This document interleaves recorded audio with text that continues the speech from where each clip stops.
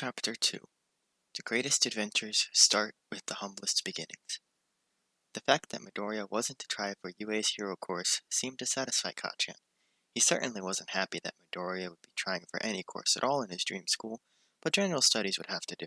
It's not like the two would often cross paths anyway, let alone speak to each other. Midoriya eventually concluded that his mother knew about his poor relationship with Kacchan.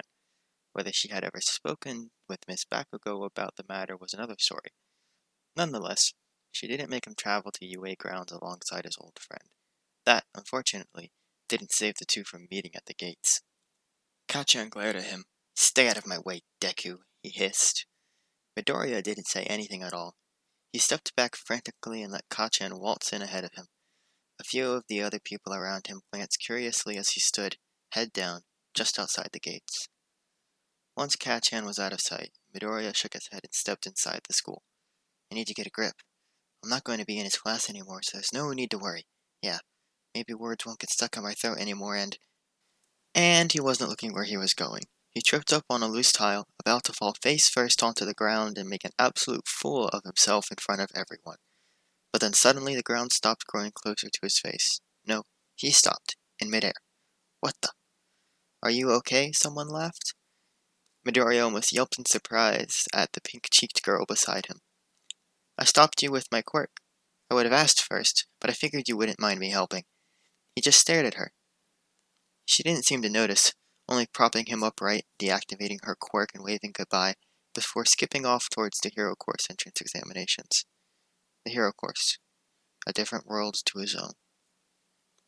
Midoriya shook the brief thoughts of friendship and panics over actually interacting with a girl to refocus on the upcoming exams. They would determine his future, after all, Hero Course or not. There were two parts to UA's Hero Course entrance exam, a practical and a theoretical. However, for general studies, the soon-to-be students were instead given two papers, one far more challenging than the other. It was clear, as Midoriya's pen scribbled across the exam, that whoever set these questions did not intend for all the necessary knowledge to be in place. Some were far too advanced and complicated for your average middle school graduate to complete to their fullest extent. However, Midoriya was not your average middle school graduate.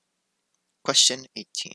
Explain how quirklessness is inherited and how this can be identified by specialists. It was practically made for him. To have the last question revolving around quirklessness was to be expected, of course. This was the first year that UA had allowed quirkless people to enter any of their courses. That included the Hero Course, but as many had said before, it was time Midoriya got his head out of the clouds and strived for a dream that was more attainable. Midoriya's mind raced as he batted the top of his pen against his lip. There are 11 marks available for this question. It's clear they want us to use medical terms and clearly describe the link between the lack of a quirk and the extra joint in your little toe, he thought, before beginning to write. Quirklessness is a hereditary condition caused by two recessive alleles. This means both the mother and father must have been a carrier of quirklessness or be quirkless themselves in order to have a quirkless child, despite having quirks themselves. This is because the gene that allows the expression of a quirk is dominant, meaning if only one dominant allele is present, it will mask the effect of a recessive allele and produce a quirk. The probability of having a quirkless child if both parents are carriers is 25%. This probability isn't fixed because freak mutations can occur, resulting in quirks entirely different to the child's parents in rare situations. Carriers of quirklessness are increasingly rare, meaning the percentage of the population which are quirkless is less than 5%. However, a majority of this number are rather elderly, and the proportion of quirkless people who are of my generation is only around 20%.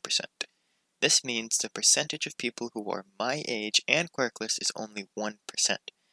Quirklessness can be difficult to diagnose, as some quirks can be invisible and difficult to identify at a young age. However, for quirk doctors, this can be a little easier.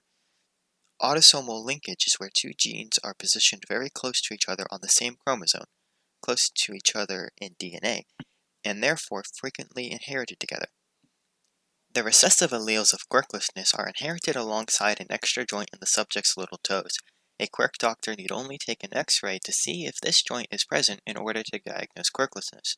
The chance of having the extra joint and having a quirk is rarer than quirklessness itself. if you don't take into account any situations where the quirk results in extra bones or joints being present. In genetic inheritance, chromosomes can cross over and exchange pieces of DNA during meiosis.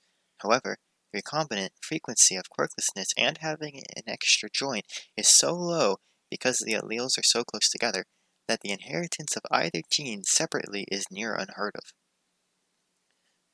Have you come across anyone particularly interesting in the entrance exams this year, All Might? Questioned Principal Nedzu. The skeletal man sighed. Unfortunately, no. There were a few who received a good number of rescue points, but no one who made a particularly grand impression. A shame, really, but perhaps Sir Night Eye's suggestion will do you well. I hope so. I have faith in young Miro. He seems a promising candidate, but I fear that he'll refuse to quirk. The two were sitting in the principal's office. Yagi gazed at the results board for the first-year hero course exams, whilst Nedzu happily finished marking the theoretical papers for general and business studies. It is a possibility. He has done so well with his own abilities recently and could wish for another, less fortunate soul to take up your mantle. Yeah. What about you, Principal Nedzu? Anyone you find interesting this year? Why, yes, I most certainly did. Yagi blinked in surprise. You did? From the hero course? No, he smiled. Quite the opposite, for you see, I put some particularly difficult questions in the general studies examinations this year, but one student has breezed through it all with no apparent difficulty. You should read his brief essay on the inheritance of quirklessness. Quite stunning. I would expect such an answer from a graduate of UA, not simply a future student. Quirklessness? Yagi frowned, accepting the paper from the principal. He scanned through the answer. Neat handwriting and outstanding knowledge for someone of his age. Yes, but I would expect he's done quite a bit of research into the matter, considering he's quirkless himself. All Might almost dropped the paper in surprise. Quirkless? In his generation? If you read his report, you'll find that not only 1% of our population fit those parameters, the principal chuckled. To think we could have missed out on such a bright young man if we continued to not accept quirkless people. I'm almost ashamed of whoever set the rule to begin with. However, it would have been necessary back along when quirklessness was more common. All Might closed the paper and flipped to the front. He had a very high mark, only dropping a few here and there. Izuku Midoriya. Where had he heard that name before? Midoriya's weekly schedule had been a busy one. Although, as he mastered instruments and dropped their lessons, he found himself with more and more free time. That was why, on a Thursday evening, he was wandering down the coastline, guitar bag in hand, looking for somewhere quiet and desolate to play. He used to learn the piano on a Thursday. It was a guitar on Tuesday, violin on a Wednesday. Mondays were always free, and so were Fridays. On Friday, his father called in from the United States. He would talk to his wife for a while before Izuku arrived, and he would tell him about his week. Izuku never had much to say. He'd tell him about his music and revising for her entrance exams, but nothing more. There was never anything else to say. Saturdays and Sundays were reserved for dance classes. The thing is with dance is Midoriya could never really get enough of it. It was awfully scary at first, but he soon realized that everyone else there was as frightened as he was to mess up and look like a fool. They learned routines, sometimes together, sometimes alone. Never a master of one, but decent at everything they tried. It was fun. But God forbid anyone outside of the club ever learning of Midoriya's pastimes. Gachan knew about the drum lessons, but that was only because they'd bumped into each other there, and silently agreed never to speak of it again, not that it was too difficult for Midoriya. Dagobah Beach. What a tip. The only ones around here to listen to Midoriya's music were the seagulls, and he was more than happy for it. Perhaps he should do something about all this rubbish. Midoriya supposed this stretch of coastline could have been beautiful without all the trash. He wandered down onto the sand. Being careful where he trod, Midoriya made his way to the front of the piles of rubbish so he could look out at the sun setting over the ocean. Precariously, the boy clambered to the top of one of the towering peaks of junk and sat down on what appeared to be an old microwave. He balanced his guitar case under his feet and checked to see if the instrument was in tune. He sat there for hours, strumming along to whatever tune surfaced in his mind, watching the waves lap at the shore. Eventually, when the light of the day was all but gone, he packed up his things and started to wander home. He didn't see the familiar, gaunt man standing on the beach not far away, humming along to those same tunes as he watched Midoriya's silhouette, contrasted against the orange of the sunset. Yagi smiled. Izuku Midoriya, huh? He was one to watch. That was for sure. Izuku! Izuku! Midoriya frantically tossed off his shoes and ran inside, worried about what his mum might be calling him for at such a time. Mum? He replied, dropping his guitar in the kitchen. Ah, Izuku! She exclaimed, hurrying into view. Your letter! From UA! It's here! But it's only been a few days, he thought, with a worried frown. He couldn't quite tell if that was good news or bad news. Midoriya accepted the letter and sat down on the sofa. His mother joined him, faltering as she asked if it was okay to see UA's response at the same time as him. He didn't protest, but his hands were shaking as he opened the envelope. The letter fell out into his lap, the bold, golden logo of UA staring at him from the back of the message.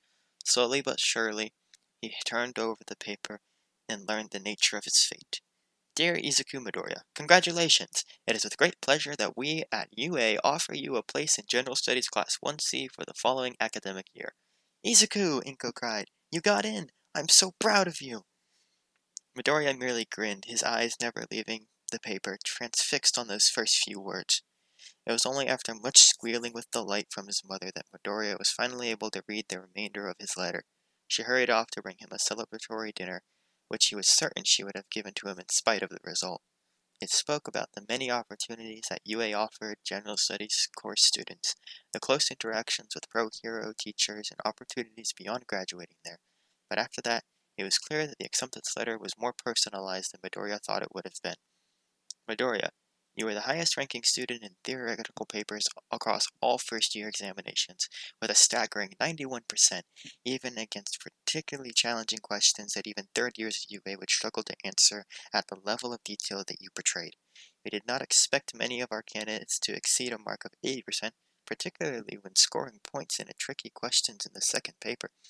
Most impressive was your answer to the question surrounding the inheritance of quirklessness, portraying a scientific knowledge far beyond what is expected of someone your age.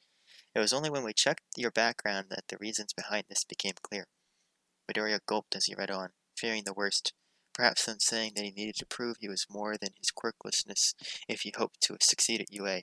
What if you will be the very first quirkless student attending UA, should you accept our offer, but let us promise you that we will not let you down, nor permit any bigotry towards your condition or your selective muteness, as stated in your medical records. If you have any questions or queries surrounding this, please do not hesitate to contact me. Yours sincerely, Principal Nedzu. Midoriya hadn't noticed his mom leaning over his shoulder, reading the words as he did. This all sounds very positive, don't you think, Izuku? She said cheerfully, pushing a bowl of katsudon towards him. He hesitated, before putting the letter down and turning to his food. He smiled. Yeah, I guess it is. And his mother smiled wider. But neither of them could have guessed what his start at UA would lead to.